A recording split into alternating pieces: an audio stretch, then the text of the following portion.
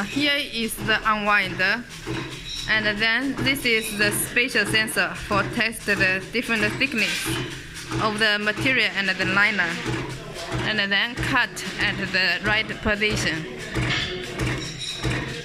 We can checking. Here is the product, and here is the sensor.